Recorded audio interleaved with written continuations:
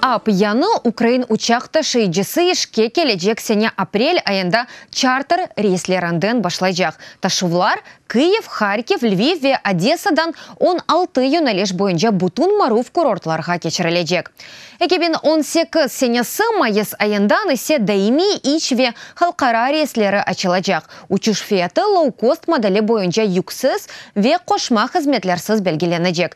Киев-Одесса билетінің феты бір тарафқа тахминен $18 турajақ. Кележек сене içinde шыркет 650 бин йолжыны нақыл етежек ола. Ми будемо виконувати усі учушларның кен ағыны ве программаларыны тәшкил еттік. Бұлар халқара ве Украина бойынша ич рейслердір. Бұл программалар семейдешлеріміз үшін сынырларыны ачар ве Украина шәрлеріні өзара бірлештірір. Әркес үшін әлверішлі олacak. Бюджет учақ шәркетіні мейданға кетірмектіріштік.